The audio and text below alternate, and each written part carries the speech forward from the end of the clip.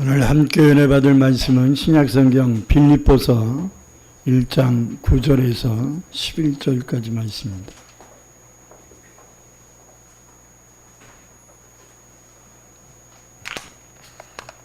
빌립보서 1장 9절에서 11절입니다.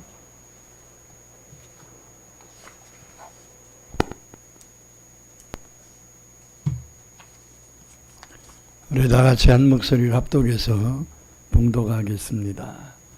내가 기도하노라 너희 사랑을 지식과 모든 총명으로 점점 더 풍성하게 하사 너희로 지극히 선한 것을 분별하며 또 진실하여 허물 없이 그리스도의 날까지 이루고 예수 그리스도로 말미암아 의의 열매가 가득하여 하나님의 영광과 찬송이 되기를 원하노라. 아멘. 사랑과 은혜가 풍성하신 아버지, 오늘도 무더운 여름이 다시금 시작되었지만 우리의 마음속에 사모하는 마음으로 이 아침 주의 전에 나오게 하셨사오니 감사합니다. 한 영혼도 하나님 마음이 닫혀지지 않고 활짝 열려지게 하시고 영이 어둠 속에 헤매지 않고 영안들이 열려지게 하시고 하나님 말씀을 한 귀로 듣고 한 귀로 스쳐 지나가는 것이 아니라 두 귀로 듣고 깨달아 마음판에 새겨질 수 있는 복된 시간 되게 하옵소서. 여러 가지 사정으로 말미암아 이 말씀을 듣지 못하는 자들이 혹이나 있다면 주님께서 찾아가 주셔서 직접 말씀하여 주시고 만나 주시고 깨닫게 하옵소서. 모든 것 주님께 의탁하오며 예수님의 이름으로 간절히 기도드립니다. 아멘. 7월 달은 분별하며 사는 달입니다. 할렐루야. 다시 한번 쫓아보죠. 분별하며 사는 달. 지난주에는 예수를 믿는 성도들은 반드시 분별하여 하는 삶을 살아야 한다는 당위성을 말씀하였습니다. 분별을 하지 못하면 베드로처럼 예수님을 위해서 한 말과 행동들이 도리어 예수님의 짐이 되고 하나님의 영광을 가리게 될 수도 있고요. 또 분별하지 못해서 자기 열심을 내버리면 엘리야처럼 자기도 지치고 실제적인 열매가 없게 됨에 대하여 전하였습니다. 오늘은 분별하는 삶을 살기 위해서 우리들이 무엇을 분별해야 하는가라고 하는 것에 대하여 말씀을 전하려고 합니다. 간단하게 두 가지만 말씀드리려고 하는데요. 첫째는 뭘 분별해야 되느냐? 선악을 분별하는 거예요. 선악을. 할렐루야. 뭐가 옳은지 그른지 무엇이 하나님 뜻인지 하나님이 원치 않는 것인지 이걸 좀 분별해야 된다는 말. 지난주에도 하나님의 선하시고 기뻐하시고 온전한 뜻이 무엇인지 분별하라 이런 말씀하지 않았습니까? 오늘 본문 10절에도 너희로 선한 것을 분별하며 이렇게 말씀합니다. 본래 태초에 사람들에게는 선만 알고 악은 모르도록 창조된 겁니다. 하나님이 인간 창조할 때 프로그램 속에 악이 뭔지를 모르도록 선만 추구하고 하나님과 동행하는 삶을 살 수 있도록 창조하신 것입니다. 언제부터 악이 스며들고 악을 알게 되었냐면 선악을 알게 하는 나무의 실과를 먹음으로써 알게 된 겁니다. 그러니까 하나님이 본래 입력시켜 놓지 않은 데이터가 악한 마귀의 유혹으로 말미암아 우리의 영혼 속에 스며든 거예요. 원래는 하나님이 우리에게 악을 알도록 하지 않으셨는데 선악을 알게 하는 나무의 실과를 먹을 때, 그러니까 그 나무의 이름이 선악을 알게 하는 나무잖아요. 근데 원래 선한 것으로 창조됐어요. 그러니까 삶 자체는 우리가 하나님 뜻 안에 선하게 살게 창조된 거예요. 근데 마귀가 우리에게 악을 알게 하는 데이터를 넣어줘버린 거예요. 뭔 말인지 몰라서 아멘 안 하시는 건가? 원래 하나님이 우리에게 주신 데이터는 악이 없었습니다. 마귀가 우리의 영혼 속에, 머릿속에, 마음속에 악을 심어준 거예요. 컴퓨터에 원래 좋은 기능들이 많이 있는데 여기에 바이러스가 스며들면 컴퓨터에 오류들이 많이 생기고 이상한 것들이 뜨는 것처럼 우리의 영혼 속에 선을 추구하며 하나님의 영광을 위하며 살아가고 하나님을 찬송하며 살아가도록 창조되었는데 악한 마귀가 선악을 알게 하는 나무의 실과를 먹게 함으로써 악이 들어와서 악을 행하게 되니까 선보다 악을 더 즐겨하는 인간으로 변질되기 시작한 것입니다. 그 형상과 모형대로 창조받은 사람은요, 하나님의 영적 존재로만 창조된 게 아니라 선한 존재로 창조됐다 이 말입니다. 악의 기준이 뭘까요? 하나님이 말씀하신 그 선, 여기서 벗어나는 모든 것이 다 악인 것입니다. 그래서 이 기준을 흐트러서 헷갈리게 한 존재가 바로 마귀입니다.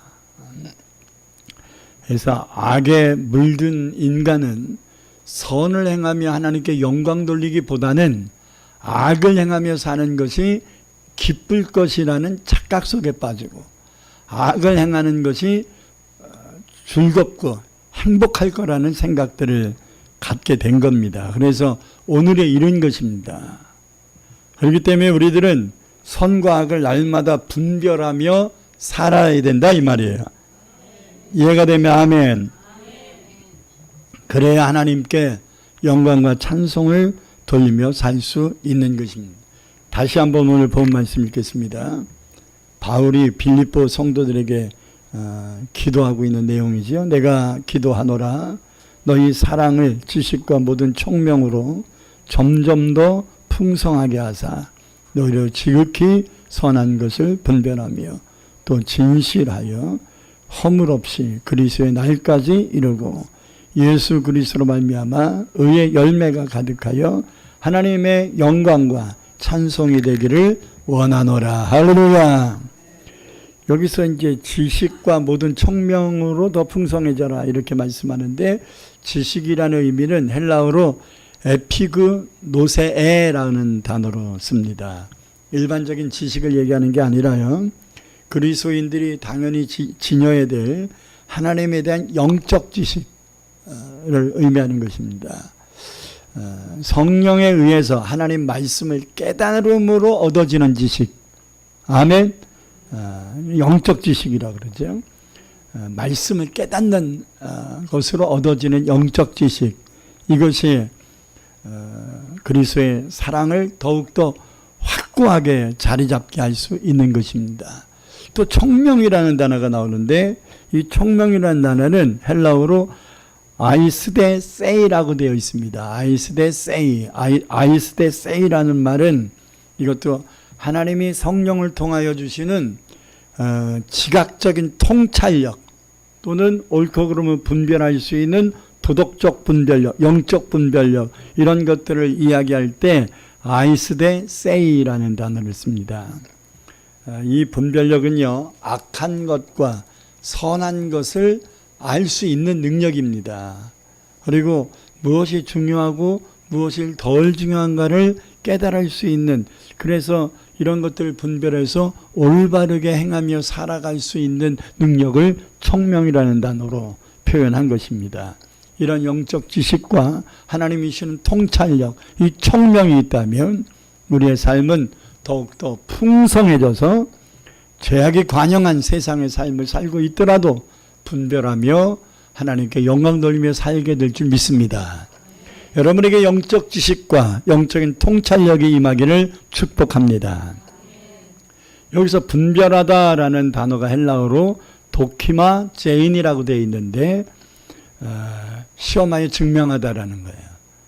여기서는 앞에서 말하는 분별을 의미하는 게 아니라 어떤 상황에 처했을 때 하나님이 주시는 영적 지식과 영적인 통찰력을 가지고서 시험을 헤쳐나갈 수 있는 능력, 그래서 하나님의 사람으로 입증시켜 갈 수 있는 능력, 이것을 도키마 제인이라는 단어를 쓰는 거예요. 이게 참된 분별이라 이 말입니다. 하나님이 공급해 주시는 지식이 있어야 돼요. 영적 지식이 있어야 돼요. 그리고 영적 통찰력이 있어야 돼요. 그러면 이 죄악된 세상일지라도 죄악이 밀려오는 시험이 온다 할지라도 능히 그 시험에 넘어지는 자가 되지 않고 능히 시험을 이기고 분별하여 승리하게 된다는 말씀입니다. 우리는 저와 여러분이 그러한 삶을 살아야 될 줄 믿습니다. 시험만 오면 그냥 무분별하게 그냥 시험에 들어버리고, 시험 든다는 게 뭐예요? 왜 시험 드나요? 시험 든다는 걸 다른 말로 표현하면 뭘까요? 마귀에게 속는 거거든. 마귀에게 속는 거야. 자, 하와가 마귀에게 속았어요? 왜? 하나님 말씀을 몰라서? 하나님 말씀을 알고 있었죠. 먹으면 죽을 거라는 거 알고 있었잖아요. 근데 그 말씀에 대한 확신이 없는 거예요. 그러니까 하나님은 이 선악을 알게 할 나무의 실과를 먹지 말고 다른 모든 건 다 먹고 누려라 이렇게 말씀하셨는데, 그러면서 이것을 먹으면 죽을 거다. 죽을 거다, 죽으리라. 죽으리라는 단정적인 단어를 썼어요. 먹으면 정령 죽으리라. 근데 하와가 마귀의 시험에 답변한 게 뭐냐면 죽을지도 모른다. 이런 의심 어구를 썼단 말이에요. 죽을 수도 있어. 죽을 수도 있고 안 죽을 수도 있다라는 이 애매모호한 단어를 썼단 말이에요. 그러니까 여러분, 시험을 이길 수 있는 기준은 말씀이거든. 말씀을 분명하게 알면 어떤 시험도 우리는 이기고 깨달아 분별할 수 있어요. 근데 말씀이 견고히 서 있지 못하면 분별력 잊어버립니다. 통찰력이 없습니다. 이길 수 있는 힘이 없습니다. 그렇기 때문에 이 도키마제인 이 분별할 수 있는 힘은요, 시험을 통해 입증되는 거예요. 시험이 안 오면 어떻게 분별이 됩니까? 헷갈리는 문제가 있어야 분별이 되는 거죠. 이쪽 마이크가 좋은가 이쪽 마이크가 좋은가 테스팅을 해보면 나오는 거 아니에요? 여러분들은 마이크 성능을 잘 모르고 그냥 들으면 좋으면 그냥 좋은가 보다 하겠지만, 이거를 세팅해준 김민기 목사님하고 같이 오셨던 그 PD가 있는데, MBC PD, 그 음악 PD를 했던 분인데, 음향 PD를 했던 분인데, 이분은 우리 교회 오더니, 목사님, 이 교회 음향이 왜 이렇습니까? 그럼 목사님 설교하기 힘드실 겁니다. 그러니, 바꾸십시다. 이러는 거예요. 그래서 나는 별로 힘들다는 생각이 안 들었는데, 목사님이 몰라서 그렇습니다. 일단 바꿔보세요. 훨씬 쉬울 겁니다. 그때는 이해를 못했어요. 바꾸고 나니까 이해가 되더라고요. 진짜 안 힘들어요. 그냥 조용히 얘기해도 여러분들이 알아들을 수 있도록 이게 음향이 되잖아요. 아멘. 제가 목소리 컨디션이 그렇게 좋은 상태가 아니거든요. 근데 여러분들은 별로 못 느끼거든요. 왜? 음향이 받쳐주는 거예요. 그래서 교회들마다 목사님들이 굉장히 신경 쓰고 있는 것 중에 하나가 음향 시스템이거든. 어떤 교회는 막 몇 억씩 들여가지고 이거 하고, 대교회들은 수십억을 들입니다. 음향 시스템에.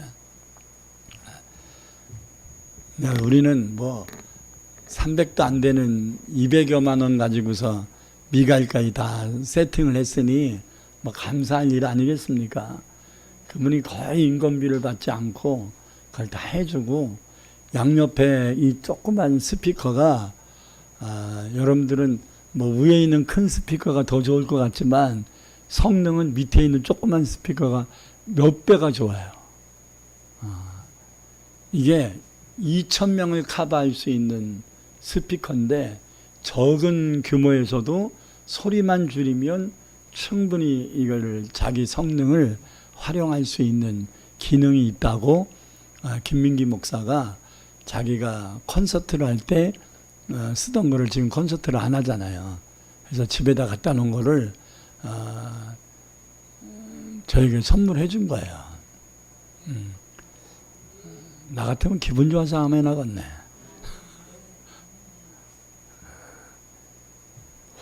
그러니까 제가 음향에 대한 것이 문외한이니까 그냥 소리가 크게 나오면 좋은 걸로만 생각이 드는데, 음향 전문가들은 듣기만 하면 이 소리가 듣는 성도들 하여금 자연스럽게 들리느냐 시끄럽게 들리느냐, 우리는 크게만 이렇게 생각을 하는데, 크다고만 좋은 게 아니라 편안하게 들을 수 있는 음이 좋은 거예요.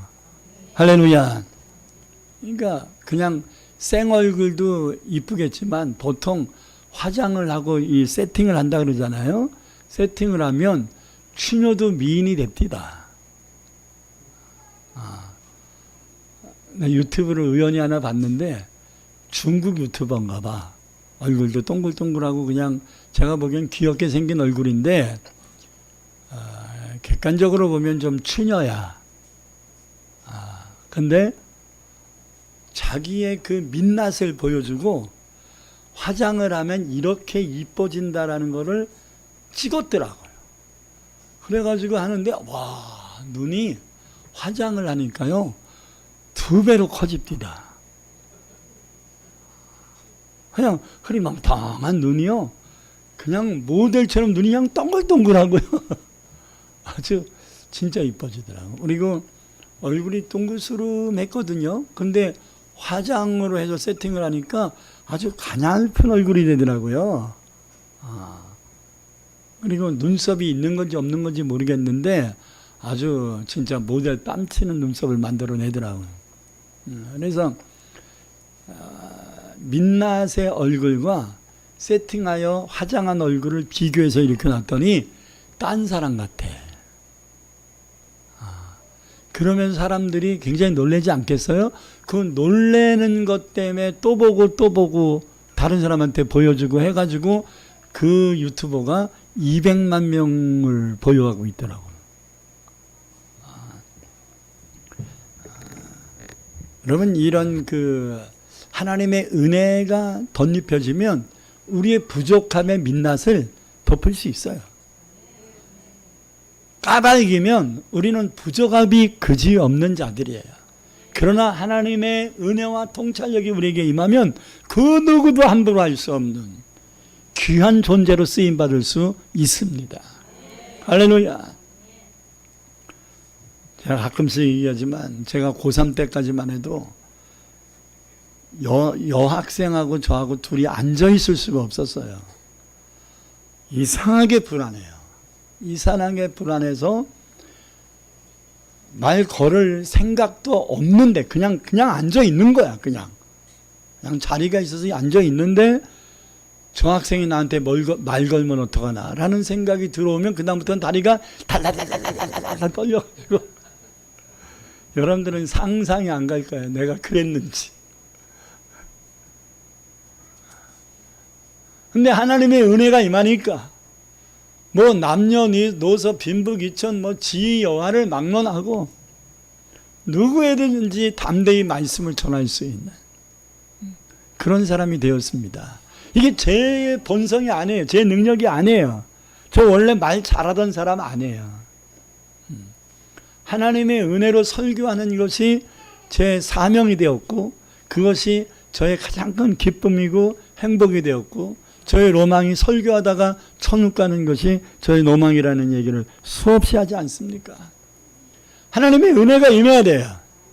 그러면 이 현실을 우리는 능히 치고 나갈 수 있을 것입니다. 하나님의 통찰력이 임해야 돼요. 그래야 악한 마귀가 어떤 시험을 줘도 우리는 선악을 분별하며 살아갈 수 있습니다. 그러므로 시험을 능히 분별하며 이기게 된다는 것은 신앙이 성숙성을 얘기하는 거예요. 얼만큼 선악을 분별할 수 있느냐가 신앙의 성숙도의 기준이 될 수 있다 이 말이에요. 히브리서 5장 14절을 보면 단단한 음식은 장성한 자, 성장한 자의 것이니 그들은 지각을 사용함으로 연단을 받아 선악을 분별하는 자들이니라. 어린 아이들은 뭐가 옳은지 그런지 잘 모르고서 그냥 자기가 원하면 땡깡이라도 불어서라도 자기가 원하는 것을 얻으려고 하지만 어른들은 땡깡 부리면 안 되잖아요. 그죠? 옳고 그름을 좀 헤아리면서 살아가야 되잖아요. 영적인 것도 마찬가지예요. 영적으로 어린 사람들은 그냥 무조건 하나님께 달라고만 한다고. 그게 옳은 것인지 그른 것인지 분별 없이 무조건 달라 그러고 안 주시면 하나님에 대하여 오해하고 원망하고 불평하는 행동을 한단 말이에요. 그러나 선악을 분별하는 성숙한 사람들은 내가 원하는 대로, 내가 기도한 대로 안 됐을 때 하나님의 뜻이 있나 보다 이렇게 마음을 자제한단 말이에요. 아멘. 한번 여러분 스스로 생각해 보세요. 기도한 대로 안 되고 엉뚱한 문제가 생겼을 때 가슴이 덜컥하고 큰일 났네 하면 이런 생각들이 듭니까? 아니면 하나님 뜻이 있겠지, 내가 모르는 하나님의 뜻이 있겠지 하면서 하나님의 뜻을 분별하려고 하는 자세로 바뀝니까? 이것이 여러분의 믿음의 성숙도의 기준이 될 수 있는 거예요. 로마서 16장 9절에서 이렇게 말합니다. 너희가 선한 데에는 지혜롭고 악한 데에는 미련하기를 원하노라. 선을 행하는 데는 아주 지혜롭고 잘 처신이 돼야 되고, 악을 행하는 데는 악을 어떻게 행동해야 될지 모르는 미련함, 미숙함이 있어야 된다. 데살로니가전서 5장 21절 23절을 함께 읽겠습니다. 범사에 하려 좋은 것을 취하고 악은 어떤 모양이라도 어떻게 해야 돼요? 악은 어떤 모양이라도 버리고, 붙들고 있지 말고, 미련 갖지 말고 버리고, 평강의 하나님이 친히 너희를 온전히 거룩하게 하시고 또 너희의 온 영과 혼과 몸이 우리 주 예수 그리스도께서 강림하실 때, 재림하실 때 흠없이 유지되기를, 보존되기를 원하노라. 할렐루야. 사도 바울은 데살로니가 성도들과 빌립보 성도들이 그리스도께서 다시 오시는 날까지 하나님과 다른 사람들 앞에서 진실함과 정직함과 깨끗한 마음을 소유하며 보존되기 위해서 기도한다고 말씀하고 있는 것입니다. 저도 여러분들이 그렇게 되기를 기도합니다. 할렐루야. 그냥 마음에 상처받아서 시험에 엉그렁텅해서 막 헤매면서 맨날 힘겹게 사는 인생 되지 않고, 어떤 문제들이 있어도 능히 치고 나갈 수 있는 영적인 잠재력, 자생력을, 분별력을 갖고 살아갈 수 있는 은혜가 여러분에게 임하기를 축복합니다. 열왕기상 3장 9절에서는 이스라엘 왕이 된 솔로몬이 하나님께 1000번제를 드리며 기도한 내용이 나오는데 한번 같이 읽겠습니다. 누가 주의 이 많은 백성을 재판할 수 있사오리까? 듣는 마음을 종에게 주사 주의 백성을 재판하여 선악을 분별하게 하옵소서. 아멘. 선악을 분별하며 살아야 된다. 그래서 백성들이 분별하지 못하는 것들을 분별할 수, 해줄 수 있는 능력이 왕인 자기에게 있기를 소망하며 하나님께 기도했는데요. 여러분, 선악을 분별할 수 있기 위해서 뭘 달라고 한 겁니까? 많은 사람들이 선악을 분별할 수 있도록 지혜를 주세요 이렇게 기도한 걸로 생각하더라고요. 다시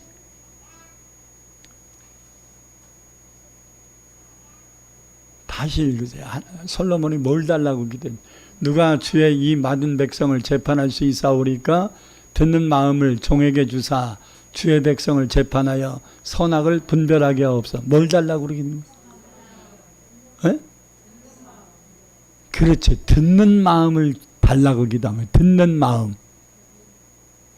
자, 두 가지의 의미가 있는데, 하나님이 말씀하시는 걸 들어서 알아서 가르쳐 줄 수 있어야죠. 아멘. 또 백성들이 말하는 걸 들을 수 있는 귀가 있어야 돼.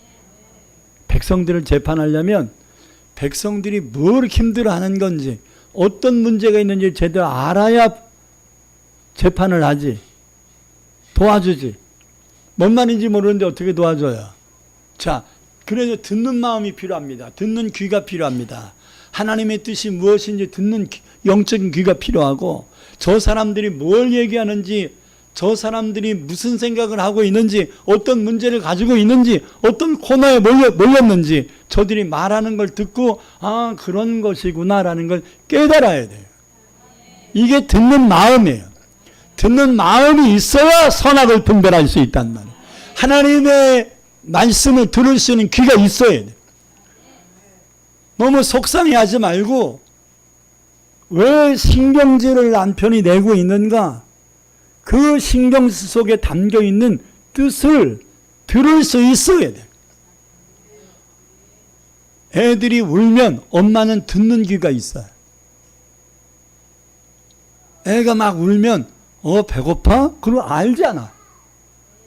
알아요? 몰라요? 똥 쌌어? 그걸 알잖아.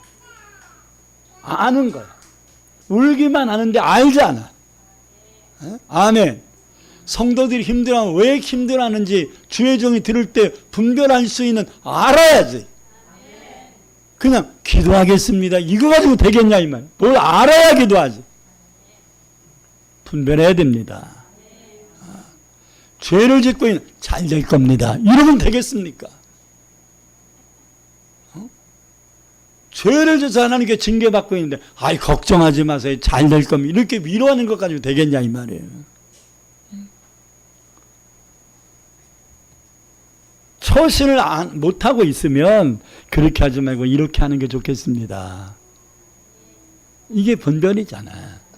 아멘. 이 사람이 이렇게 되기를 원하는데 그렇게 안 됐어. 그러면 내 뜻대로 안 됐으면 속상해할 것 같지요. 그거는 어린아이의 믿음이란 말이에요. 하나님의 뜻이 뭐가 있나 보다. 그러고서 하나님 뜻이 무엇입니까? 하나님의 뜻을 깨닫고 들을 수 있는 영의 길을 열어야 될 거 아니에요. 그래야 어떤 문제를 만나도 당황하지 아니하고 근심하지 아니하고 나락에 빠지지 아니하고 엘리야처럼 절망에 빠지지 않고 죽고 싶은 생각에 들지 않고 하나님의 뜻을 깨달아갈 수 있는 것입니다. 하나님을 사랑하는 자 그 뜻대로 부르시 입은 자들에게 모든 것이 합력하여 선을 이룬다고 하신 말씀, 로마서 8장 28절에 있는 말씀이죠. 진리입니다. 그러므로 원하는 대로 안 됐어도 합력하여 선을 이루게 될 것입니다. 할렐루야. 가끔씩 성도들 목사님 큰일 났어요. 어떻게 하면 좋아요? 들어보면 별것도 아니야. 지뢰 겁먹은 거야. 아무 걱정하십니까? 그냥 헤쳐나가시지요. 했더니 나는 힘없어서 안 된다. 그럼 기도하시죠. 전 기도 못한대. 그래서 어떡하라고. 속으로 그랬네. 덜 다급하구나. 덜 다급하구나. 응? 입으로만 큰일 났다 큰일 났다 하지 하나님께 저 기도 못해요 이런 말을 하는 것이 덜 다급한 거다. 아멘. 못하긴 뭘 못해? 하나님 도와주셔야 해도 못해? 기도가 대단한 건가? 하나님께 내 마음을 말하는 것이 기도지? 기도가 큰 건가? 하나님이 무엇을 원하시는 걸 깨달을 수 있는 통로인데, 근데 내가 처한 것을 하나님께 고하는 것이 기도의 기초라면 성숙한 기도는 내 기도로 끝나는 게 아니라 그 문제 속에서 내가 기도하는 그 속에 하나님이 무엇을 원하시는가를 깨달을 수 있는 그 은혜를, 그 느낌을, 그 영적인 피를 얻는 것, 이것이 성숙한 기도자입니다. 그래서 예수님이 겟세마네 동산에 올라가셔서 내 뜻대로 마옵시고 아버지의 뜻대로 되기를 원하나이다 이러면서 마음을 비우잖아요. 어떤 사람이 성숙한 사람이에요? 마음을 비우는 사람. 옳고 그름을 깨달았을 때 옳음을 선택할 수 있는 사람이 성숙한 사람이에요. 어쩔 수 없어요. 이렇게 타협을 하면 성숙한 게 아니야. 어쩔 수 없는 건 없어요. 하면 돼요. 아멘. 하면 돼요. 분별했다면 분별한 대로 사세요. 이게 옳은 것이라고 생각이 든다면 옳은 것을 하세요. 저는 여러분들도 솔로몬과 같은 기도를 하며 선악을 분별하며 살아가야 될 줄 믿습니다. 둘째로 뭐를 시대를 분별해야 된다. 우리가 살고 있는 이 시대를 분별해라. 마태복음 16장 3절에서 예수님은 탄식하며 말씀했습니다. 아침에 하늘이 붉고 흐리면 오늘은 낮이 굳겠다 하나니 너희가 날씨는 분별할 줄 알면서 시대의 표적은 분별할 수 없느냐. 이렇게 탄식하셨어요. 이게 탄식어구로 되어 있거든요. 날씨는 분별할 줄 알면서 이 시대의 징조들은 왜 분별하지 못하느냐라고 주님은 탄식하셨단 말이에요. 이게 하나님 안 믿는 자들을 얘기하시는 게 아니라 하나님 믿는 우리를 향하여 탄식하고 계신단 말이에요. 모세도 이스라엘 백성들을 향하여 신명기 32장 29절에서 책망을 하면서 이렇게 말합니다. 만일 그들이 지혜가 있어 이것을 깨달았으면 자기들의 종말을 뭐 했을 거다? 분별했을 거다. 이 말이 뭐냐면 야 너희들이 처신하는 이것이 어떤 결과를 얻을 것에 대한 것을 너희는 분별했을 거다. 말씀을 깨달았다면, 뭐를 깨달았다면, 말씀을 깨달았다면 이 증상이 어떤 결과를 얻게 될 것인가를 너희들은 알았을 거다. 지금 무분별하게 살고 있다는 거예요. 무분별하게. 자신이 살고 있는, 우리가 지금 살고 있는 오늘의 상황, 즉 시대적 징조들을 우리는 몰라서는 안 된다는 말씀인데요. 우리는 이 시대의 상황들을 못마땅히 여기고 원망하고 불평하며 살아가고 있을 때가 많은데 그럴 필요가 없습니다. 그래서는 안 됩니다. 분별하며 살아야 합니다. 왜 이러한 그 이상 기온들이 지금 발생하고 있는가? 사실 며칠 전까지만 해도 지난주까지만 해도 이번 주에 비 온다는 말이 없었거든요. 갑자기 형성된 비구름이 몰려온 거예요. 근데 우리나라만 온 게 아니라 중국을 비롯한 동남아 전역에 이 이상 기온으로 인한 폭우들이 지금 쏟아지고 있습니다. 근데 또 어떤 곳에는 비 한 방울 내리지 않은 극심한 기근에 허덕이고 있습니다. 이게 지금 엘니뇨나 라니뇨 현상이라고 하는 과학적이고 기상학적인 이야기를 하고 있지만 이게 과학적 분석만 가지고 되는 게 아니에요. 과학이라는 건 뭐예요? 하나님이 창조한 이런 질서들을 깨닫는 게 과학이에요. 그러므로 하나님이 창조한 건 인간이 모든 걸 다 깨달을 수 있다 없다? 없지요. 그러므로 과학이 아무리 첨단을 달려도 하나님의 창조 세계를 완벽하게 분석할 수는 없어요. 과학이라는 것은 입증해야 과학이에요. 진화론 이렇게 많이 얘기하는데 원숭이가 사람 됐다고 뭐 여러분들은 연세들이 있으셔서 뭐 원숭이가 사람 됐다는 말은 그냥 흘러들은 정도지 그렇게 구체적으로 요즘 젊은 사람들처럼 조직적으로 배우진 않았을 거란 말이에요. 근데 그게 다 허상입니다. 뒤에 론자가 붙으면 이론이에요. 이론. 과학이 아니에요. 진화론자가 붙으면 이론이란 말이에요. 이럴 수도 있다라는 가설적인 이야기인 것이지 그것을 론이라는 표현을 쓰는 거예요. 가설적인 이야기, 추정적인 이야기 이런 것을 론이라 이런 표현을 하는 거예요. 진화론은 입증이 된다 안 된다. 원숭이가 사람 된다는 건 지금 입증된다 안 된다. 돼요 안 돼요? 과학적 실험을 하면 원숭이가 사람이 돼요 안 돼요 지금? 안 되잖아요. 가설이란 말이에요. 가설. 창조론도 믿음으로 보니까 이거를 받아들인 거지 믿음 없는 사람들은 론이에요. 창조론이에요. 왜? 본 사람이 있어 없어? 없잖아.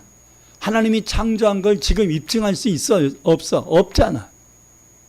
하나님이 지금 다시 창조하실 건가요? 아니잖아. 그렇기 때문에 우리는 하나님이 창조했다고 믿으니까 이걸 믿음으로 받아들이는 것이지 믿음이 없는 사람들은 진화론도 가설이고 창조론도 가설이라고 말할 수밖에 없는 거죠. 근데 왜 학교에서는 창조론은 가설이라고 얘기하고 진화론은 과학이라고 거짓말하냐 이 말이에요. 같이 론자를 붙이면서. 믿음이 없으면 창조를 못 믿는 거잖아요. 우리는 말씀에 있으니까 믿는 거잖아요. 아멘. 그러면 이 말씀이 있는 것들이 하나님이 천지를 창조한 것을 다시 재창조해서 우리에게 보여주지 않는다고 하더라도 하나님이 창조한 것이 확실하다는 것을 여러 가지 과학적인 것으로 입증해 갈 수 있는 거지요. 자연 발생적이라는 것보다는 누군가 만든 자가 있다는 것이 더 맞는 가설인 거지요. 여러분, 제가 어떤 분이 이 시계를 선물해 줬는데 시계가 갑자기 생기나요? 어떤 분이 나한테 선물했다고 그냥 이거 뭐예요? 그냥 생겼습니다. 그러면 누가 줬다는 얘기지. 갑자기 빈설에 그냥 갑자기 모래알이 변해가지고 유리알이 되고 흙이 변해가지고 쇳덩어리가 되고 막 이래가지고 저절로 자기들끼리 막 짜집기를 해가지고 막 한 건가요? 아니잖아요. 정밀하게 초층을 만들고 분층을 시층을 만든 사람이 있는 거죠. 유리 케이스를 만든 사람이 있는 거죠. 이 줄을 시계줄을 만든 사람이 있는 거죠. 있어요, 없어요? 있으니까 시계가 만들어진 거지. 그래서 사람을 통하여 전달돼서 내가 선물을 받은 거지. 그런 거 아니에요? 저절로 만들어졌간 저절로 만들어지는 게 어디 있어요? 만든 자가 있는 거지. 여러분들이 저절로 세상에 태어난 엄마 아빠가 있으니까 나온 거지 무슨 저절로 태어나.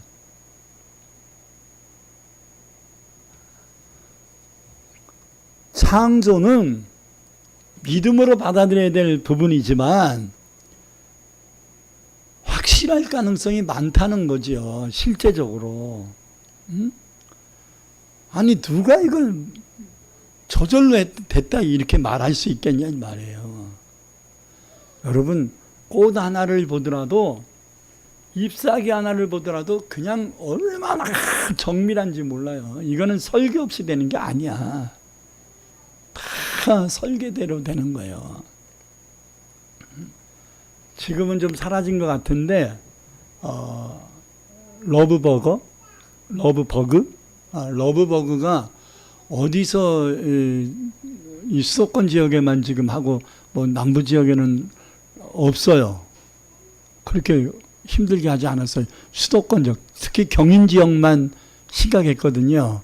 그 발산지가 어디냐면 계양산이야. 계양산에 엄청 이 알들을 깐 거야. 계양산에. 그 환경 조성이 됐었나 봐. 그래가지고 계양산 산에 올라가는 사람들은요, 이게 보통 5cm, 10cm씩 쌓였었답니다. 얼마나 많이 까놨는지. 그것들이 여기까지 날라온 것 뿐이야. 근데 얘네들이 계속 붙어가지고 새끼들을 낳잖아. 3주 정도 산다는데, 이런 것이 갑자기 극성을 부리는 거, 이런 곤충이나 이런 것들이 갑자기 극성을 부리는 거는 세상이 혼란스러울 때 그래요. 세상이 혼란스러울 때. 옛날에 그 광사태가 일어날 무렵에 전국적으로 갑자기 노내기 아시네? 노내기. 지네처럼 생겼는데 조그만 노내기라는 그 곤충이 얼마나 많았는지 몰라. 아주 그냥 구석구석마다 기어 있었어요. 또 몇 년 전에는 서해안의 무슨 도시에는 막 집집마다 거미들이 막 그냥 사람들이 안 사는 데만 이렇게 왕성하게 치는데, 그렇지 않으면 구석에만 치는데, 갑자기 그 동네 거미들이 막 그냥 까가지고 막 사람들이 사는 막 문에도 막 그냥 막 거미들이 줄을 치고 막 엄청나게 혼란을 줬었어요. 그때 그런 데다가 또 막 해안가에서 물고기들이 물에서 살아야 되는데 무수로 뛰어 올라와. 그런 다음에 며칠 있다가 바닷가에서 큰 지진이 있었어요.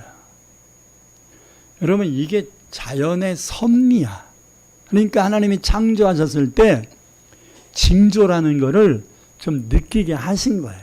그러니까 동방박사가 하늘에 있는 별을 보고서 아, 메시아가 태어났구나라는 걸 깨달은 것이 그냥 깨닫는 게 아니야. 창세기 1장 14절에 하나님이 넷째 날 해와 달과 별을 창조하실 때 그것을 인하여 연해일 시간만 해상되는 게 아니라 징조를 주셨다고 말씀하고 있단 말이에요. 사인을 주셨단 말이에요. 그러니까 이상, 기온 이런 것의 사인이란 말이에요. 아멘. 심각한 기근 이거 사인이야. 하나님이 말씀하고 있는, 자연을 통하여 말씀하고 있는 거야. 성경에 보세요. 10가지 재앙, 애굽 사람들에게 행했던 10가지 재앙이 다 하나님이 이들을 향한 징계의 사인이었던 거잖아. 아멘. 자, 그러면 오늘날의 이런 이상기온들이 발생을 왜 하고 있는 건지, 왜 자연이 이렇게 틀어진 건지, 또 왜 자꾸 곳곳에서 전쟁이 일어나고 있는지, 왜 하나님을 대적하는 이단들이 이렇게 극성을 부리는데도 소멸되고 있지 않는지, 왜 믿음을 가진 성도들이 자꾸 믿음이 떨어지고 첫사랑을 잃어버려가고 있는지. 그래서 우리 교회의 이름이 원래 주님의 교회였는데 처음 사랑교회로 이름을 개명하게 하신 것이 오늘날의 21세기 현상이 성도들에게 첫사랑을 잃어버리고 있다는 것을 경각심을 주라는 것 아니겠습니까? 분명한 것은 예수님이 다시 오신다고 말씀하신 재림의 때가 가까워지고 있기 때문이라는 거예요. 다 같이 마태복음 24장 3절 13절을 보겠습니다. 오늘날 일어나는 증상들이 다 이래요.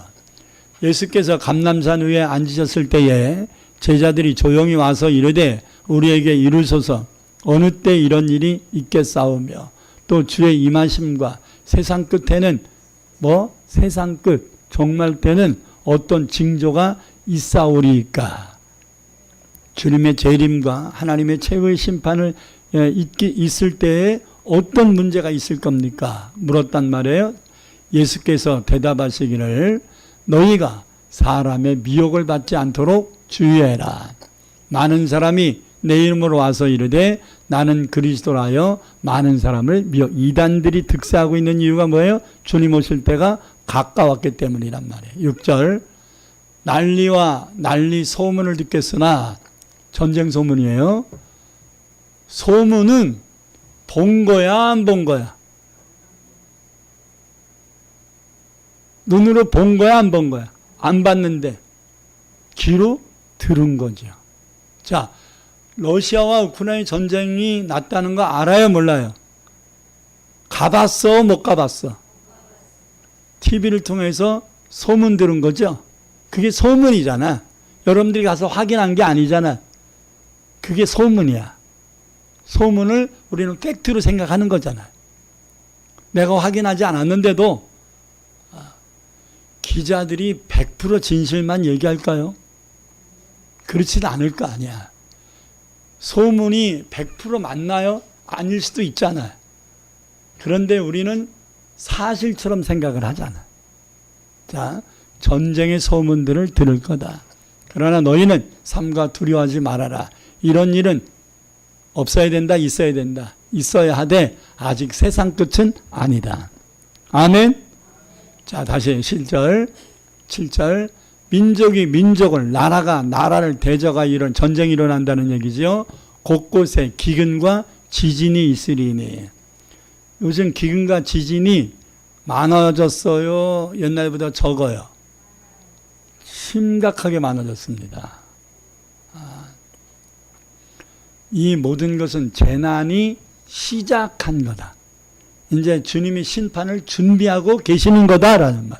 아멘. 이게 재난의 시작이다 이 말이에요. 자, 9절. 그때 사람들이 너희를 환난에 넘겨주겠으며 너희를 죽이리니 너희가 내 이름 때문에 모든 민족에게 미움을 받으리라. 앞으로 선교는 그렇게 우리가 생각하는 것처럼 그냥 순조롭게 되어질 것이라고 생각하면 안 됩니다. 주님이 오실 때가 가까울수록 선교는 해야 되는 절대 사명이지만 그렇게 옛날처럼 그냥 돈 가지고 선교된다고 생각하면 안 됩니다. 그러면 윤대한 선교사라든 이런 분들이 선교 보고할 때 전도가 됐다는 거야, 안 됐다는 거야? 안 된 거 아니야? 뭐야, 지금 2년이 넘었는데. 이렇게 말하지 마세요. 그렇게 말처럼 쉽지 않지만 누가 더 답답하겠어? 보고받는 우리가 더 답답하겠어? 우리 선교금을 받아서 전도하고 있는 선교사가 더 답답하겠어? 누가 더 애타겠어? 우리가 더 애타겠어? 당사자들이 더 애타겠어? 그러니까 우리가 판단이나 이런 거 하지 말고 더 깊이 기도해야 합니다. 한 영혼이 천하보다 귀한데 한 영혼 얻는 것이 얼마나 힘든데, 그러나 한 영혼이 얻어지기 시작하면 그때부터 열리면 그동안 쌓여진 기도의 열매들을 우리는 거두게 될 것입니다. 할렐루야. 하나님의 일은 결코 헛수고가 되지 않을 겁니다. 자, 10절. 그때 많은 사람이 실족하게 되어 서로 잡아주고 서로 미워하겠으며 거짓 선지자가 많이 일어나 많은 사람을 미워하겠으며 불법이 성함으로 많은 사람의 사랑이 식어지리라. 그러나 끝까지 견디는 자는 구원을 얻으리라. 예수님께 예언해 주신 이 시대적인 징조들이 하나씩 이루어지고 있는 것을 우리는 실감하며 보고 있습니다. 영적인 미혹을 주는 이단들이 곳곳에서 활동하고 있고요. 잘 다니는 성도들이 믿음 식어서 가나안 성도예요. 가나안 성도가 뭐냐면 가나안 땅에 들어간 축복받는 성도를 얘기하는 게 아니라 가나안을 뒤집으면 안 나가야. 안 나가면서 교회 안 나가면서 나 믿음 있다 이렇게 말하는 사람이 가나안 성도야. 그냥 좋게 얘기하느라고 뒤집은 거야. 안 나가 성도가 뒤집으면 가나안이야. 가나안 성도들이 많단 말이에요. 이게 믿음이 식었다라는 증거예요. 우리가 가보지도 못한 러시아와 우크라이나 전쟁, 이스라엘과 하마스의 전쟁에 대한 소문을 날마다 접하고 있습니다. 우리는 아무 관련이 없는 것 같은데 왜 그렇게 맨날 가르쳐주나요? 나에게 실제적인 관련이 없지만 간접적인 관련이 굉장히 많거든요. 러시아와 우크라이나 전쟁 때문에 우리나라 경제에 15%의 타격을 받았어요. 러시아의 수출, 우크라이나의 수출, 수입, 요것만 단정되는 게 아니라 이들로 인하여 석유값이 오르고, 그죠? 우리가 우크라이나에 석유를 수입하는 게 아니거든요. 근데 간접적으로 턴으로 해서 석유값이 오르니까 우리에게 경제적인 타격이 오는 거 아니겠어요? 그리고 실제적으로 우크라이나와 무역을 하는 회사들은 문 닫잖아요. 제가 아는 목사님 한 분도 우크라이나와 교역을 하고 있는 회사랑 이 거래를 하고 있는데 10매덕이 묶여버렸어요. 그래가지고 회사 문 닫을 지경까지 갔었어요. 하나님의 은혜로 위기를 극복했는데 아직도 우크라이나가 끝나지 않았잖아요. 그러니까 10매덕은 여전히 묶여 있어. 이런 일들, 그리고 지금은요 이상 기온으로 인한 기근과 지진과 홍수와 폭설, 그리고 화산 폭발, 이런 것들이 곳곳에서 일어나고 있습니다. 지금 여러분 들으셨는지 모르겠네요. 일본 열도는 화산 폭발로 인한 후지산 폭발설도 있지만 또 백두산 폭발설도 있어요. 근데 일본은 섬나라이기 때문에 일본 앞바다의 열도에서 일어나는 해양 폭발들이 심각한 거예요. 이런 것들로 인해서 매년 0.5cm씩 5mm씩 일본 열도가 가라앉고 있어요. 들으셨는지 모르겠네요. 그래서 일본에 돈 있는 사람들은요 지금 미국, 호주, 뉴질랜드 이런 데다가 땅 사고 이사 갈 준비들을 엄청 해놨습니다. 여차하면 도망가려고. 그리고 이 점점 가라앉으면 별거 아닌 것 같지만 10년, 20년 지나면 1cm 가라앉는 거잖아요. 1cm. 그만큼 1cm 가라앉는 것이 일본 땅에 8%가 잠식되는 거예요. 1cm 가라앉는 게. 이게 별거 아닌 것 같아도요. 심각한 거예요. 그리고 이런 문제로 인하여 해양의 화산 폭발로 인한 것으로 인하여 발생하는 것이 뭐냐면 해양 지진. 바다의 땅들이 갈라지는. 바다의 땅들이 갈라지면 무슨 문제가 생기는지 해일이 일어나요. 해일이. 해일이 일어나면 막 10m, 20m 폭우가 그냥 막 그 폭풍 같은 이런 그 풍랑이 쓰나미가 그냥 쳐들어오면 부산인가요? 그 쓰나미 사건 그 부산항인가요? 영화 있었잖아요. 부산 뭔데? 세 글자인데. 그거 있었죠. 예. 그런 식으로 엄청난 빌딩 높이 이상의 쓰나미가 몰려오면 큰 고통들을 겪을 수 있기 때문에 두려움에 봉착하는 거죠. 여러분, 그래서 일본은 지금 초긴장을 하고 있다고 합니다. 여기에 우리나라도 이제는 안전지대가 아니에요. 안전지대가. 우리나라도 동해안, 서해안에 곳곳에 가끔씩 이 해양 지진들이 발생하고 있지 않습니까? 여태까지 일본 열도가 막아주고 있었거든요. 근데 이제 금가기 시작한 거예요. 그래서 우리나라에서도 경준이 뭐 이런 데서 계속 지진이 일어나잖아요. 심각한 겁니다. 이거보다도 심각한 것이 북한의 백두산 화산 폭발설입니다. 내년이나 후년이면 폭발할 거다라는 이야기들이 많고요. 중국은 우리나라에서는 백두산이지만 중국에서는 장백산이라고 하거든요. 장백산에 중국의 지질학자들 30명을 주둔하고 있어요. 이들이 계속 백두산의 지진 움직임을 계속 조사하고 있는 거예요. 실제적으로 백두산 천지에서 내려오는 물이 모여서 흘러내리는 것이 천지연이라는 곳인데, 이 천지연은 곳곳에서 온천수가 막 솟아나고 있어요. 이것은 안에 용암이 부글부글 끓고 있다는 얘기예요. 그래서 천지연이라는 백두산 밑에 동네는 지금 온천 개발에 좋다는 얘기가 아니라 이제 온도가 8도가 올라서, 평균 온도가 8도가 심각한 겁니다.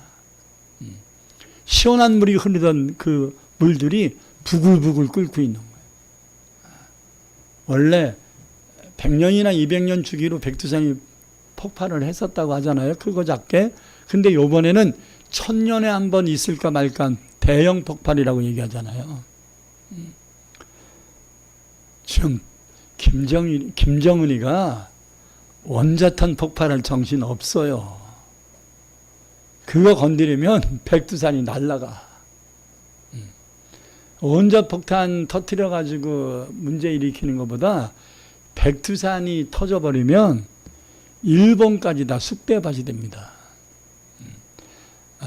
백두산이 이제 위에 천지가 있잖아요. 천지. 물이 엄청나요. 소양강의 20배잖아. 소양강 때문에 20배의 물이 저장되어 있는데, 이 밑에서 올라오는 이 화산으로 인해서 이 물들이 그냥 다 솟구쳐 올라가는 거야. 다 솟구쳐 올라가서 이 엄청난 물들이 하늘을 그 지질학자의 추정하기를 백두산이 폭발하면 약 18km 상공까지 치솟을 것이다. 18,000m. 18,000m 상공까지 이 천지물이 솟아서 상상할 수 있겠습니까? 북한은요, 이 물벼락에 초토화될 것입니다. 그리고 백두산의 꼭대기에 350m 정도가 상실될 거라고 추정합니다. 1885m인가 그러죠? 약 300m 정도의 봉우리가 그냥 유실될 거라고 추정을 합니다. 그러니까 이것이 가루가 돼서 한반도와 북한 만주 지역에 이게 쏟아지게 되면 말할 수가 없고요. 이것으로 인한 그 안개 현상이 화산으로 인한 안개 현상이 약 3주 이상 태양빛을 보지 못하게 할 거다. 그것으로 인한 자연 생태 파괴는 추정도 못한다. 이런 얘기를 합니다. 그러니까 백두산 폭발하기 전에 예수님 오셨으면 좋겠고, 예수님 오시기 전에 우리는 잠자듯이 가는 게 소망입니다. 할렐루야. 뭐 고난 속에서 피할 생각을 합니까? 그죠? 언어롭게 그냥 사명 감당을 살다가 오라 그러면 할렐루야 하고서 가는 게 낫지. 이런 이상기온들 심각하지요. 네. 이것이 예수님이 말씀하신 시대의 징조들인 것입니다. 또한 예수님이 재림 임박했을 때 일어나는 또 다른 측면의 사회적 증상들을 디모데후서 3장 1절에 5절에 말씀하고 있습니다. 우리들이 자주 듣고 있는 말씀 중에 하나인데요.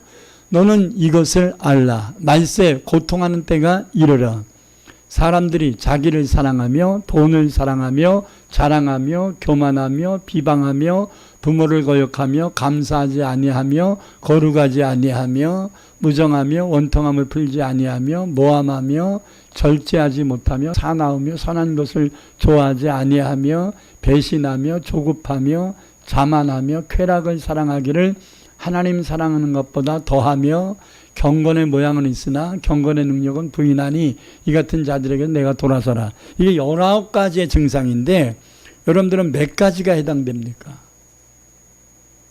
이기주의, 자기를 먼저 생각하는 자기 사랑이 지나칠 거라는 거죠.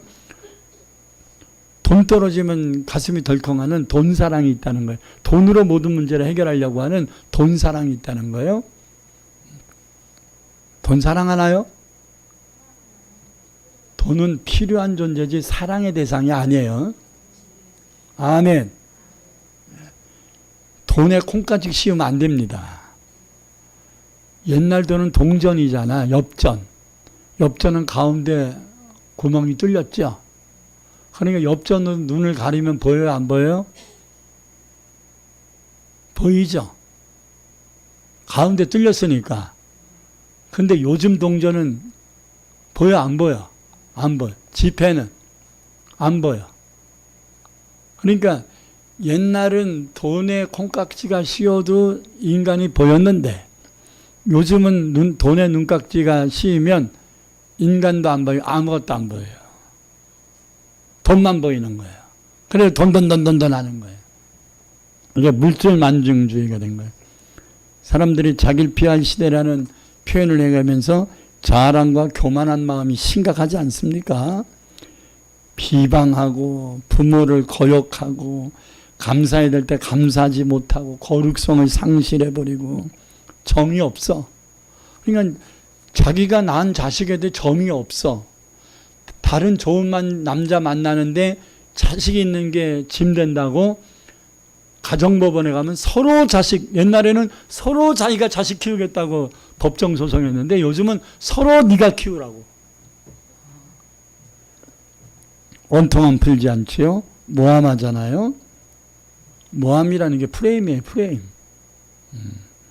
절제하지 못하고 사납고 선한 것을 좋아하지 않고 배신하고 조급하고 조급한 사람 손 들어봐요.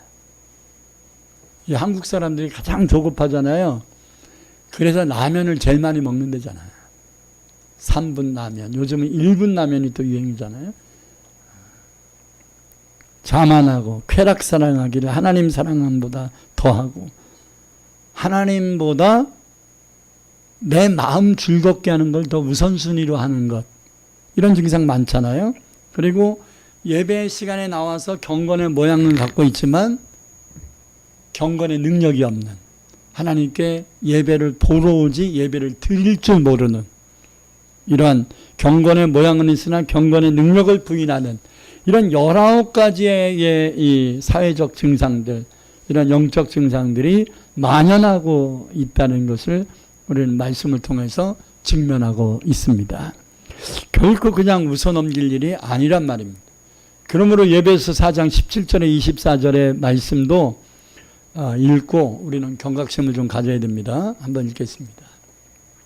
그러므로 내가 이것을 말하며 주 안에서 증언하노니 이제부터 너희는 이방인이 그 마음에 허망한 것으로 행한같이 행하지 말라.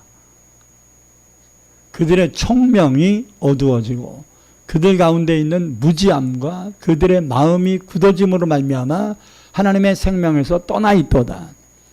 그들이 감각은 무감각한 자가 되어 자신을 방탕에 내놓고 방임하여 모든 더러운 것을 욕심으로 행하되 오직 너희는 그리스도를 그같이 배우지 아니하였느니라. 진리가 예수 안에 있는 것 같이 너희가 참으로 그에게서 듣고 또한 그 안에서 가르침을 받았을진데 너희는 유혹의 욕심을 따라 썩어져가는 구습을 따르는 옛사람을 벗어버리고 오직 너희의 심령이 새롭게 되어 하나님을 따라 의와 진리의 거룩함으로 지으심을 받은 새 사람을 입어라. 자신의 영적 상태가 어떠한지를 좀 분별하며 살아야지요.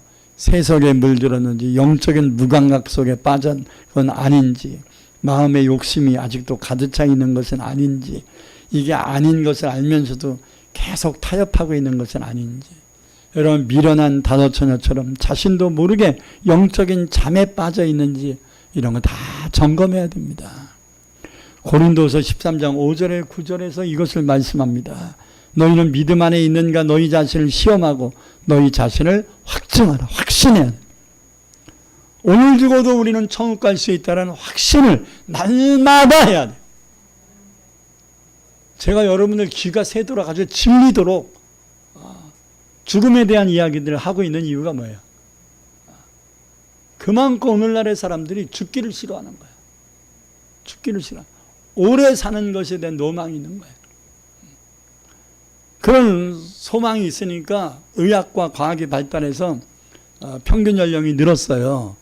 근데 여러분 평균 연령이 느는 나라의 공통점이 뭐냐면 행복지수가 줄어든다는 거예요. 어느 나라가 제일 행복할 줄 알아요? 어느 나라가 제일 행복한 줄 아세요? 아주 이 히말라야 산맥에 있는 부탄이라는 나라가 행복지수 1위예요. 아주 코딱지 많아요. 우리나라 강원도 정도밖에 안 되는 조그만 나라고요. 왕정이거든요. 그리고 지질이 가난합니다. 근데 행복지수가 제일 높아. 그냥 그 사람들은 빵 한 쪽만 있어도 자기 신에게 감사하는데 그냥 형식적인 감사가 아니라 진정한 감사의 기도를 해. 행복해. 그들이 불교라는 우상숭배를 하고 있어도 그들은 진짜 행복하게 살아. 근데 예수를 안 믿으니까 죽은 후가 문제겠죠. 살아있을 때는 행복하게 살고 있을지 몰라도. 우리는 죽은 후까지 보장된, 천국까지 보장된 사람들 왜 불행을 달고 사는가? 문제가 있는 거지요.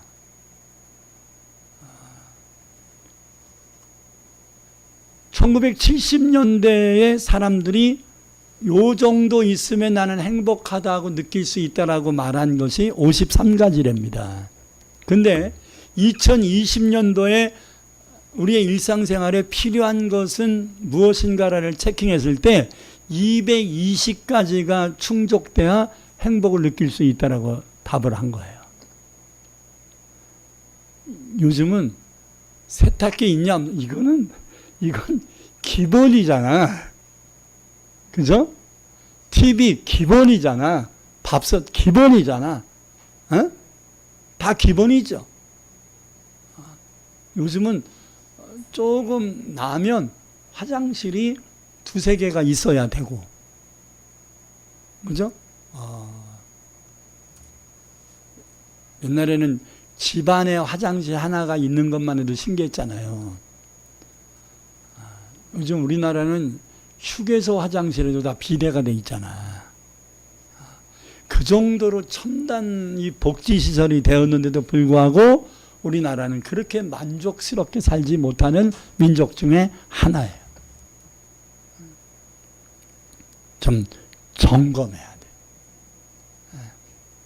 자, 다시 예수 그리스도께 너희 안에 계신 줄 너희가 스스로 알지 못하느냐. 그렇지 않으면 너희는 버림받은 자니라. 6절 우리가 버림받은 자 되지 아니할 것은 너희가 알기를 내가 바라고 우리가 하나님께서 너희로 악을 조금도 행하지 않게 하시기를 구하노니 이는 우리가 옳은 자임을 나타내고자 함이 아니라 오직 우리가 버림받은 자 같을지라도 너희는 선을 행하게 하고자 함이라. 우리는 진리를 거스려 아무것도 할 수 없고 오직 진리를 위한 뿐이니 우리가 약할 때 너희가 강한 것을 기뻐하고 또 이것을 위하여 구하니 곧 너희의 온전하게 되는 것이라. 내가 우리 지율이 엄마가 이렇게 새 자녀들을 키울 때 학원비를 줄 수 있는 여건들이 별로 없는 걸 하나님이 아시고 주변의 학원 원장님들이 거의 학원비를 안 받고 우리 아이들을 배려해 줬었습니다. 그게 은혜였잖아요. 그러니까 돈은 부족했어도 하나님의 은혜와 사랑을 만끽하며 살았습니다. 그런데 요즘 아이들은 학원을 두세 개 다녀도 자랑거리가 안 돼요. 그냥 그건 기본이잖아, 그냥. 그죠? 그냥 기본이잖아.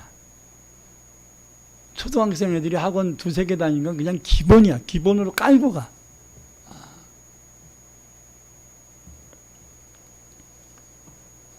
그러니 물질이 없으면 하나님께 기도하기보다는 물질을 얻기 위해서 엄마들이 해서는 안 되는 일까지 하면서 그 자녀들 뒷바라지 하겠다고 하는 거예요.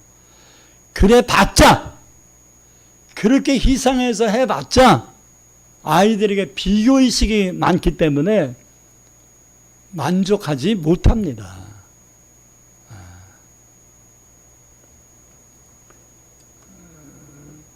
어떤 집사님이 자식 셋 가운데 둘을 카나다로 유학을 보냈어요. 그래서 당신은 월세를 면하지 못하면서 최선을 다해서 물질을 학비를 보태주느라고 보내줬어요. 근데 너무 힘드니까 빚을 지고 막 그랬어요. 그래서 이제 아들이 대학을 이제 공과대학을 졸업하고 딸이 간호대학을 졸업했으니까 이제는 짐을 벗었다라는 생각을 했어요. 근데 이제 아들이 군대 때문에 들어왔어. 들어왔는데 이제 당신은 고생해서 자식들을 유학을 보내서 공부를 시킨 거잖아요. 이거에 대한 뿌듯한 마음이 있는데 이틀 만에 이게 다 무너져 버렸어요. 왜냐? 그 자식들의 마음에 부모에 대한 감사가 없어. 왜 그런지 아세요? 부모가 보내준 것은 학비가 충족되지 않아서 공부하면서 자기는 접시 닦기도 하고 서빙도 하고 막 하면서 죽을 똥 싸면서 자기 생활비를 충당한 거야. 그러니까 자기는 부모님의 은혜로 유학 공부했다고 생각을 안 해. 자기가 아주 고생했었다고 생각하고 한국에서 충분한 유학 비용, 생활비를 보태주는 친구들과 비교했을 때 자기는 가난한 부모를 만나가지고 이렇게 고생하면서 겨우 졸업했다고 생각한 거야. 그러니까 와서 부모님이 야, 너희들 유학 보내느라고 고생했으니 이제는 결혼 같은 거는 너희들이 이제 잘 준비해서 이렇게 하도록 해라. 이렇게 얘기하니까 압니다. 언제 우리가 부모님 의지했나요? 그러면서 한마디 더 붙인 게 뭐냐면 부모님도 우리 의지하지 마세요. 그것 때문에 얼마나 충격을 받았는지 몰라요. 이게 비교의식이라는 것이 그런 거거든요. 그러니까 여러분 어차피 막 주일 못 지켜가면서 돈 벌어가지고 막 자식들 뒷받침해 줘봤자 좋은 소리 못 들을 거라면 그럴 필요 뭐 있어요? 하나님께 맡기고 하나님이 길을 열어주시는 게 낫지. 아멘.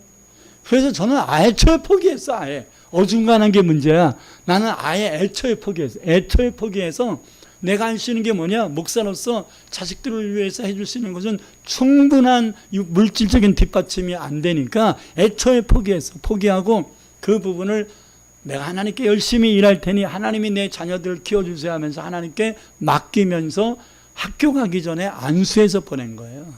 제가 애들을 위해서 해준 것은 학교 보낼 때 안수해 준 것밖에 기억이 없어요. 나는 그들에게 간식조차도 풍족하게 해준 적 없었고요. 뭐 필요한 거 다 공급해 주지 못했어요. 그거에 대해서 인간적인 아픔은 있지만 아파하지는 않습니다. 가끔씩 눈물이 핑 돌기도 하고 막 그러지만 그것 때문에 막 두구두구두구 슬퍼하고 그러지 않습니다. 왜? 잘 컸잖아. 아멘. 잘 컸잖아. 결론을 맺겠습니다. 우리는 분별하며 살아야 합니다. 선악도 분별해야 되고요. 시대적 징조들도 분별해야 됩니다. 예수님의 재림도 준비하며 살아야 됩니다. 주님이 다시 오실 때 우리들의 영과 마음과 육신이 죄악에 물들려 헤매지 않고 세속에 빠져 영적으로 무감각해지지 않는 거룩한 성도들이 되어야 합니다. 너무 현실적인 삶에만 급급해 살지 말고 하나님의 은혜를 생각하며 그 은혜를 보답하며 살아가는 성도들이 되어야 합니다. 분별을 잃어버리면 모든 것을 잃어버릴 수 있음을 알고 정신을 바싹 차리고 살아가야 합니다. 무엇보다도 올 한 해는 하나님이 우리에게 가족 구원의 길을 열어주실 것이라 믿습니다. 충분히 기도하세요. 열심히 기도하세요. 간절히 기도하세요. 그래서 전도하고 희생하며 살아야 합니다. 하나님께서 우리 교회와 각자에게 주신 사명들을 귀중히 여기고 그 사명들을 짐으로 여기지 말고 기회로 여겨서 최선을 다해야 합니다. 이번에도 제가 한 가지 느낀 것이 뭐냐면 이번 부흥회를 갔을 때 저는 사실 이게 가능할까 이런 생각이 좀 들었었는데 우리 제가 어떤 문제가 해결되면 이런 일을 할 것이다라는 계획을 갖고 있었는데 그 일이 딜레이가 됐어요. 그래서 금년에 해결이 될지 내년에 해결될지를 몰라요. 딜레이가 됐어요. 그래서 나는 키즈키스탄에 교회를 세우려고 한 것에 대해서 금년에 안 될 수도 있다. 흐름을 타자. 이런 생각을 가지고 그러나 강단이 선포된 것이 헛되이 해서는 안 되지 않겠나 하면서 하나님 앞에 그냥 기도만 했는데 둘째 날 우리 노예 목사님 한 분이 1,000만 원을 작정을 하면서 200만 원을 먼저 헌금을 했어요. 800만 원은 조금 있다가 준비되면 드리겠습니다 해서 1,000만 원을 헌금하기로 했으면 키즈키즈한 선교를 위해서. 그때 제가 두 가지 생각이 들었습니다. 한편으로는 하나님이 원하셨으므로 하나님이 일하시는구나 라는 걸 깨달았고, 또 하나는 이 일도 우리 성도들이 앞장서지 못하고 타교에게 양보를 한 상황이 됐구나 이런 생각이 들었어요. 물론 우리도 여러 가지 충분한 일을 하죠. 그래서 그런 생각이 드는 거죠. 우리가 다가 아니다. 하나님이 하시려고 하면 누구를 통해든지 하실 수 있다.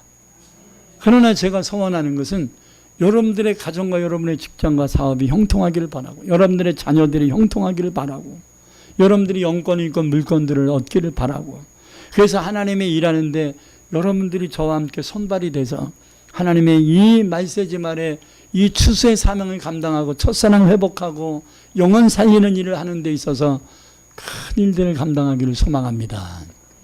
할렐루야. 여러분들이 포기한다면 하나님은 제3의 사람들을 세울 것입니다. 그러나 여러분들이 거기에 쓰임받기를 사모한다면 하나님은 여러분을 쓰실 것이라 믿습니다. 기도하겠습니다. 두 손을 가슴에 얹고 기도하십시다. 하나님, 나에게도 분별을 주옵소서. 이게 내게 주신 은혜인지 아닌지, 사명인지 아닌지, 이게 옳은 것인지 그런 것인지, 이게 죄인지 선인지 분별하게 하시고, 이 시대의 징조가 주님 오실 때가 임박했다는 것을 여러 가지 측면으로 가르쳐주고 있는데, 우리가 주님의 재림을 준비할 수 있는 믿음이 견고히 서고, 나만 구원받는 게 아니라 내 가족도 구원받을 수 있는 은혜를 달라고 통성으로 기도하시겠습니다. 주여! 할렐루야. 나의 아버지 하나님 감사합니다. 오늘도 주신 귀한 생명의 말씀들이 헛되이 되지 않게 하소서. 이 7월달은 분별하며 사는 달입니다. 아버지 하나님, 분별하는 삶을 살아갈 수 있도록 말씀으로 훈련되게 하시고, 말씀으로 깨닫게 하시고, 말씀으로 견고히 서게 하시고, 말씀을 기준 삼아 선악을 분별케 하소서. 말씀으로 기준 삼아 하나님의 주시는 분별력의 능력을, 지식과 아버지 통찰력을, 총명을 얻게 하여 주옵소서. 우리 영이 무디어지고 무감각해지지 않게 하시고, 우리 영이 하나님이 주시는 은혜가 열려져서, 문이 열려져서, 영안이 열려져서 하나님의 선한 뜻을 이루어가는 데 부족함이 없도록 쓰임받게 하옵소서. 우리에게 영권, 인권, 물권 주셔서 이 시대에 주님이 아버지 오실 때가 가까운 아버지 여러 가지 징조들이 있는 때, 하나님이여 이 징조들에 급급할 게 아니라 이런 징조들이 있다면 주님이 재림하실 것이 임박해 가고 있다는 것이 아니겠습니까? 그렇다면 우리 할 일을 찾아야 되겠습니다. 영혼 살리는 일에 최선을 다하게 하소서. 아버지, 특별히 내 가족들을 건져야 되겠습니다. 내 가족들 지옥 가는 것을 볼 수 없습니다. 하나님, 내 자녀들이 지옥 가는 걸 볼 수 없습니다. 나 혼자 천국 갈 수 없지 않겠습니까? 다 주님께로 돌아올 수 있도록 저들의 해이해진 마음들, 저들의 나태한 마음들, 저들의 세속에 물들어 그릇된 세속적 기준으로 이거 정도면 되지 않겠나라고 하는 막연한 생각에서 벗어나게 하셔서 이제 하나님을 우선순위로 삼고 먼저 그 나라와 그 의를 구할 수 있는 가족들, 자녀들 되게 하여 주옵소서. 우리가 전도하고 원하는 영혼들 한 영혼도 빠짐없이 다 주께로 돌아오게 하옵소서.